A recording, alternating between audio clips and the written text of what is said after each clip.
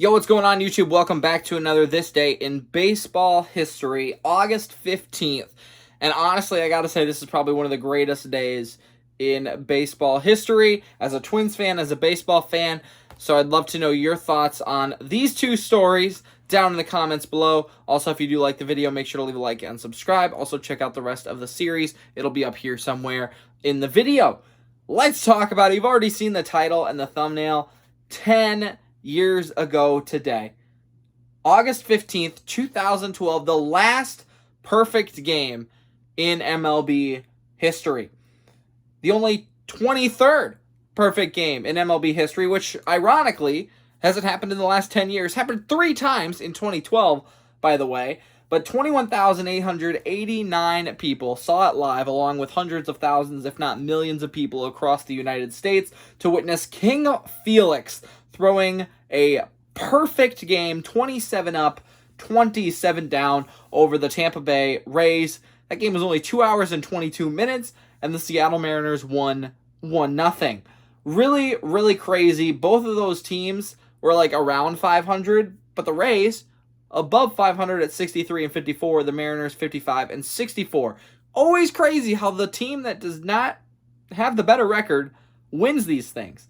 But this is the last perfect game in MLB history, and obviously that means nobody touched first base at all. Sam Fuld, B.J. Upton, Matt Joyce, Evan Longoria, Ben Zobrist, Carlos Pena, Jose Lobatin, Desmond Jennings, Elliot Johnson, Jeff Keppinger, and Sean Rodriguez all went 0 that day. Ironically, everyone had a strikeout as well, except for Sam Fuld and Keppinger because he pinch hit.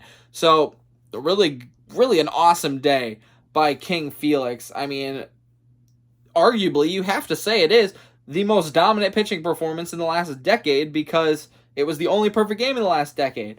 I think I made a video on this 3 years ago, too, because it's really the most exciting thing that can happen in baseball, probably, at least in this day and age. I mean, you've got the walk-off grand slam, which we talked about the other day. You've got a perfect game, no-hitter in the playoffs. I mean, maybe those things top it, but just a regular perfect game, saying that like it's a bad thing, is a spectacular event that happens in baseball. It doesn't happen very often, and like I said, there were 3 of them. It happened in 2012, crazy. But King Felix, let's go through this game really quickly. He had 12 strikeouts on the day. Did he only throw 99 pitches? No, he had a 99 game score. He threw 113 pitches, 77 strikes. That's pretty good, I would say. So let's go through this. I'll go through this really quickly because we got other things to talk about, but you had a fly ball, ground ball, ground ball.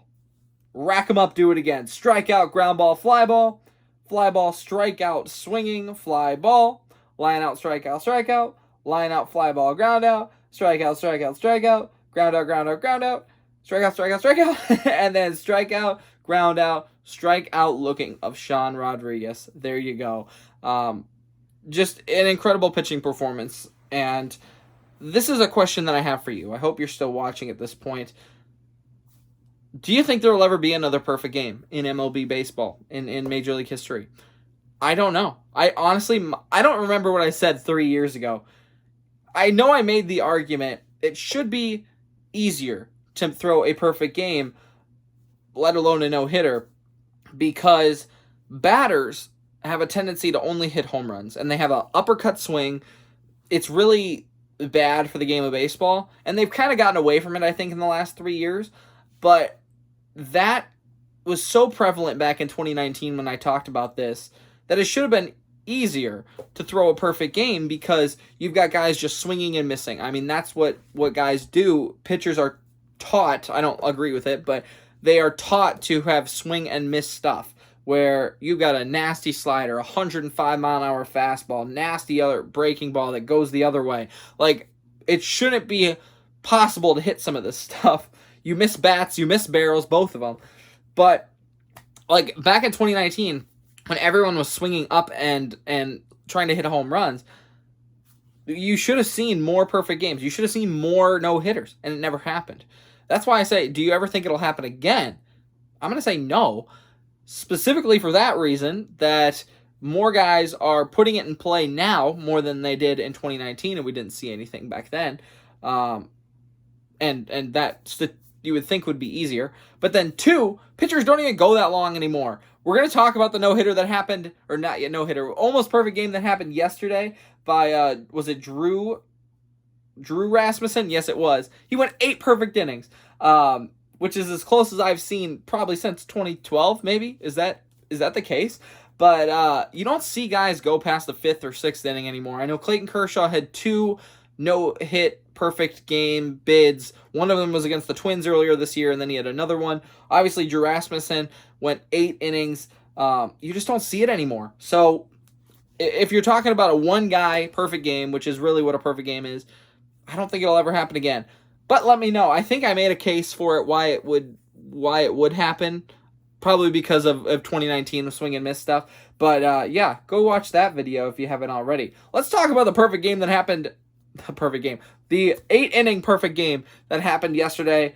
Oddly enough, it was the Rays who threw it. The Rays got no hit in the last perfect game with Felix Hernandez.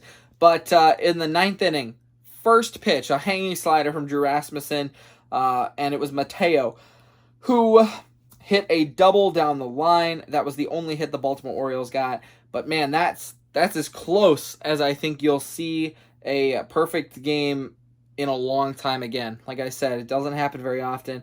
And I wanted to talk about that today rather than make a video on it yesterday. But super, super cool that it almost happened on the anniversary of Felix Hernandez. And yeah, I would love to know your thoughts if it will ever happen again. It's going to stand as probably one of the biggest moments if it does ever happen again, because one, it's King Felix, right? I mean, he was in his prime at that time, and 10 years now, you're going on a decade of nothingness in the sense of perfect games. So it'll be crazy when it happens again, if it happens again. The last thing I want to talk about today, it happened 11 years ago. It's a Twins moment, and this one's actually a pretty big baseball moment as well. One player to join a list of 8 others, so 9 total, joining the 600 home run club. Jim Thome and the Minnesota Twins winning against the Detroit Tigers on August 15th, 2011. Is that the case? Oh, I had it pulled up earlier too. What's going to be more rare? Maybe this is a great question for you. Will we see another 600 home run hitter, or will we see another perfect game first? That's a good question. Miguel Cabrera is the closest, I think, at 505. Then Nelson Cruz is at 456. And then I think Stanton's at like 3-something. So I think those are your next 3 guys. Will we see a perfect game or another 600 home run hitter? Great question. But I think the last guy to hit 600 home runs, or was it A-Rod? Probably was A-Rod. Just kidding. I lied about that. But when did he hit his 600th? Good question. I don't remember. Not the point of the video. The point of the video is that Jim Thome hit his 599th and his 600th home run today on a crowd of 36,000 people at Comerica Park.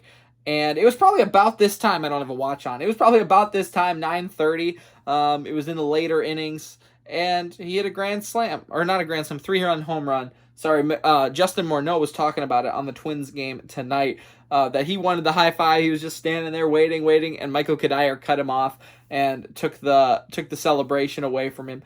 But regardless, Jim Thome hitting his 599 and 600th home run. I was there.